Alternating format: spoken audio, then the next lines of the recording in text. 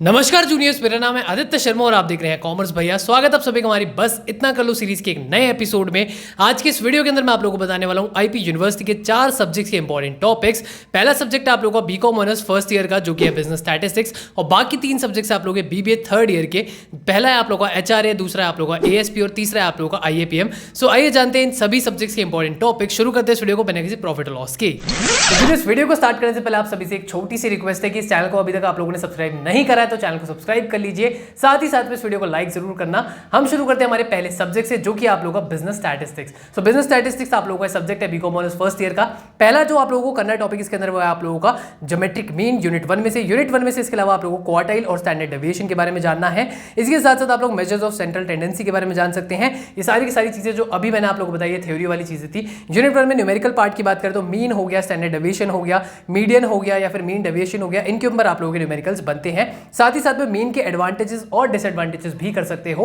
यह आप लोगों को सारा यूनिट 1 का पार्ट था। इसके अलावा अगर यूनिट 2 की बात करते हैं तो इसमें आप लोगों को नॉर्मल कर्व प्रॉपर्टीज के बारे में जान लेना है। इसी के साथ साथ आप लोग जान सकते हैं यहाँ पे प्रोबेबिलिटी के बारे में। प्रोबेबिलिटी के यहाँ पे न्यूमेरिकल्स काफी सारे बनते हैं आप लोगों के, कम से कम 3 से 4 प्रोबेबिलिटी के न्यूमेरिकल्स मेरे को देखने को मिल रहे हैं। साथ ही साथ में प्रोबेबिलिटी डिस्ट्रीब्यूशन पे भी न्यूमेरिकल बनते हैं, जिसमें आप लोगों का न्यूमेरिकल और थ्योरी दोनों बन सकता है। बाइनोमियल पे बन सकता है, या फिर आप लोगों का नॉर्मल पे बन सकता है, या फिर आप लोगों को पॉइसन डिस्ट्रीब्यूशन पे बन सकता है। सो ये आप लोगों को यूनिट 2 में से पढ़ लेना है। यूनिट 3 की अगर हम बात करते हैं, यूनिट 3 में से आप लोगों को सबसे पहली चीज जो करनी है वो है आप लोगों का कोरिलेशन कोएफिशिएंट। साथ ही साथ में रिग्रेशन एनालिसिस की लिमिटेशंस हो गई, असम्पशंस हो गई, रिग्रेशन लाइंस हो गई, उनके न्यूमेरिकल्स बन सकते हैं। इसके साथ साथ यूनिट 3 के अंदर अगर और चीजें देखें तो वो है आप लोगों का प्रोडक्ट मोमेंट कोरिलेशन कोएफिशिएंट का न्यूमेरिकल, ये आप लोगों को आया हुआ है पहले भी। साथ ही साथ में आप लोगों का रैंक कोरिलेशन के न्यूमेरिकल्स, ये भी आप देख सकते हैं। यूनिट 4 की अगर हम लोग बात करते हैं तो यूनिट 4 में से आप लोगों को करना है यहाँ पे टाइम सीरीज कंपोनेंट्स के बारे में। ये आप लोगों को थ्योरी पार्ट है। इंडेक्स नंबर के टाइप्स हो गए, मेथड्स हो गए, कंस्ट्रक्शन कैसे करी जाती है, इसके ऊपर रिपीटेडली क्वेश्चंस बने हैं इंडेक्स नंबर के थ्योरी वाले। और साथ ही साथ में अगर बात करते हैं न्यूमेरिकल्स की, सो लीस्ट स्क्वायर मेथड जो है आप लोगों का, उसका न्यूमेरिकल आप लोगों का बनता है यूनिट नंबर 4 में से। अब आते हैं हम लोग हमारे सेकंड सब्जेक्ट पे, जो कि आप लोगों का एचआर एनालिटिक्स।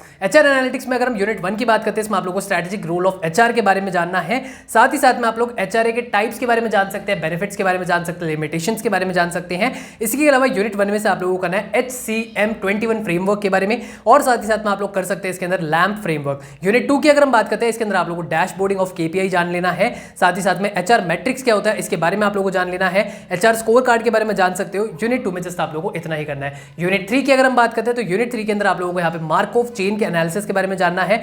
साथ ही साथ में जॉब एनालिसिस के बारे में आप जान सकते हो। एंड इसी के अलावा आप लोग देख सकते हो चैलेंजेस इन वर्कफोर्स प्लानिंग के बारे में। यूनिट 4 की अगर हम बात करते हैं तो यूनिट 4 हमारा जो है यहाँ पे एचआर एनालिटिक्स का, इसके अंदर आप लोगों को पढ़ना है ऑर्गेनाइजेशन कल्चर के बारे में, टैलेंट एनालिसिस के बारे में, या फिर एनालिटिक्स के बारे में, और साथ ही साथ में एम्प्लॉय एंगेजमेंट के बारे में। तो ये आप लोगों की यूनिट 4 के टॉपिक्स है।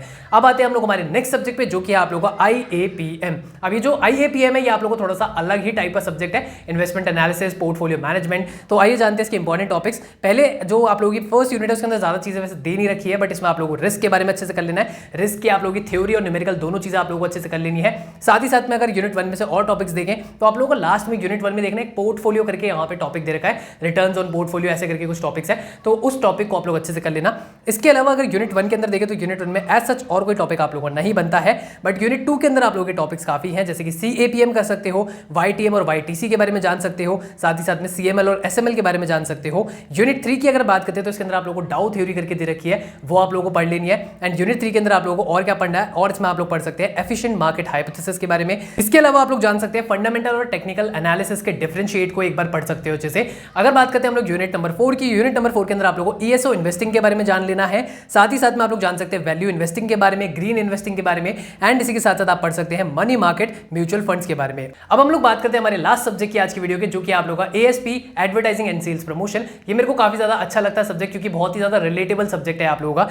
यूनिट 1 की अगर बात करते हैं इसके अंदर आप लोगों को role of advertising in MM के बारे में पढ़ना है, इफेक्ट्स ऑफ एडवर्टाइजिंग के बारे में पढ़ लेना है। साथ ही साथ में आप लोग एडवर्टाइजिंग प्रोग्राम के एलिमेंट्स के बारे में पढ़ सकते हैं। यूनिट नंबर 2 की अगर हम बात करते हैं तो इसके अंदर आप लोगों को पढ़ना है factor influencing choice of media. साथ ही साथ में यूनिट नंबर 2 में आप लोगों को लीगल, एथिकल और सोशल एस्पेक्ट्स के बारे में जानना है। यूनिट नंबर 1 का एक और मैं आप लोगों को टॉपिक बता रहा हूं, डैगमार अप्रोच, उसको आप लोग जरूर कर लेना। आप लोग भी सोच रहे हो भैया ये कैसे मिस कर दिया। सो डैगमार अप्रोच पे आप लोगों के रिपीटेडली क्वेश्चंस बनते हैं। सो अभी मैंने आप लोगों को यूनिट नंबर 1 और 2 के टॉपिक्स बताए। अब आते हैं यूनिट नंबर 3 पे। यूनिट नंबर 3 की अगर हम बात करते हैं इसके अंदर आप लोगों को पढ़ना है एडवर्टाइजिंग एंड सेल्स प्रमोशन के बारे में, मतलब एडवर्टाइजिंग और सेल्स प्रमोशन के बीच में क्या रिलेशनशिप है, क्या डिफरेंशिएट है, ये आप लोगों को पता होना चाहिए। साथ ही साथ में आप लोग टारगेट ऑडियंस के बारे में पढ़ सकते हो यूनिट नंबर 3 में से। यूनिट नंबर 4 की बात करें तो इसमें आप लोगों का यहाँ पे आ जाता है हमारा sales promotion consumer oriented related tools and techniques, साथ ही साथ में MPPP और RPPP मतलब वहाँ पे मैन्युफैक्चरर और रिटेलर के बारे में आप लोगों को कुछ चीज़ें दे रखी है, उसके बारे में जान लेना यूनिट नंबर 4 में से। इतना ही था आज की वीडियो में। अगर वीडियो पसंद आई तो वीडियो को लाइक और शेयर जरूर करें। मैं मिलता हूं अगली वीडियो में, अभी के लिए इतना ही, धन्यवाद।